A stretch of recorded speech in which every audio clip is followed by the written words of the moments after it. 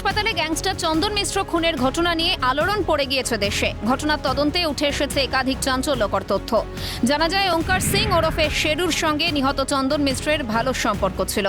শেরু আর চন্দন ছিল খুন চুরির কারবারের পার্টনার। সেই চুরির জিনিসের ভাগবাটোয়ারা নিয়ে তাদের মধ্যে বচসা বাঁধে, আর সেই শত্রুতা থেকেই চন্দনকে খুনের সুপারি দেয় শেরু। জানা যায় কুখ্যাত দুষ্কৃতী চন্দন ও শেরুকে আগেই গ্রেফতার করেছিল পুলিশ। চন্দন ছিল ভাগলপুরে আর শেরু বন্দী রয়েছে পুরুলিয়া সেন্ট্রাল জেলে। পুলিশ সূত্রে খবর, জেল থেকে শেরু যোগাযোগ করে নিশু খানের সঙ্গে। শেরুই নিশুকে তৌসিফের সঙ্গে যোগাযোগ করতে বলে। তৌসিফের সঙ্গে শেরুর যোগাযোগ হয়েছিল বিহারের বেউর জেলে। অভিযোগ, চন্দনকে খুন করতে তৌসিফ বাদশাকে 10 লক্ষ টাকা সুপারি দিয়েছিল শেরু। পুলিশ সূত্রে খবর, খুনের ছক কষতে বিহারে নিশুর বাড়িতে বৈঠক হয়। ঘটনার সময় চন্দন মিশ্র প্যারোলে পাটনার একটি বেসরকারি হাসপাতালে ভর্তি ছিল। তৌসিফরা হাসপাতালের পাশেই একটি ফ্ল্যাট ভাড়া নেয়, আর সেখান থেকেই হাসপাতালে ঢুকে চন্দনকে খুন করে তৌসিফরা। যে একটা সময় এই শেরু গ্যাংয়ের সঙ্গে এই চন্দন মিশ্র তারা একটা সময় অনেক কাজ করেছে, একসঙ্গে বহু কাজ করেছে, চুরি ডাকাতির মতো অভিযোগ তাদের বিরুদ্ধে রয়েছে। এবার পরবর্তীকালে তাদের সম্পর্কের অবনতি, ভাগবাটোয়ারা নিয়ে একটা গন্ডগোল, রেষারেষি, অপরাধ জগতে এই নিয়ে তাদের মধ্যে দূরত্ব বাড়তে থাকে। এবার দুজনেই তখন জেলবন্দি।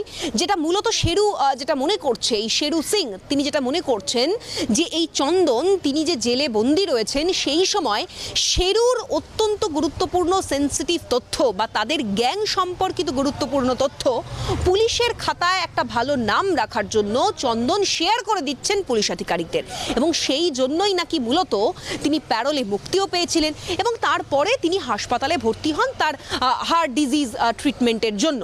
এবং সেই থেকেই তার মনে একটা পরিকল্পনা, তার মাথায় পরিকল্পনা হতে থাকে যে খুন করতে হবে, শেষ করে দিতে হবে চন্দনকে, এবং তার জন্যই শেরু যোগাযোগ করে নিশু খানের সঙ্গে। আর এই নিশু খান, যিনি গোটা অপারেশনে ছিলেন না ঠিক কথাই, কিন্তু নিশুর বাড়িতে বসেই এই গোটা খুনের পরিকল্পনাটা একটা ব্লু প্রিন্ট তৈরি হয়। নিশুই কিন্তু মূলত এই তৌসিফ হচ্ছে বিহারের একেবারে টপ নট বাদশা বা ডন বলা যেতে পারে, টপ নট শুটার, এবং এই তৌসিফকে বরাত দেওয়া হয়েছিল খুনের ক্ষেত্রে। এবং তারপরে তৌসিফ এবং তার শাগরেদরা খুনের জন্য পাটনার যে পারস হাসপাতাল রয়েছে সেখানে এসে পৌঁছন। যদিও ধৃত নিশু খানের দাবি ঘটনার বিষয়ে তিনি কিছুই জানেন না। अच्छा आपके छोटा भाई ये तौसीफ पहले भी तो 2-3 बार जेल में गए थे जी।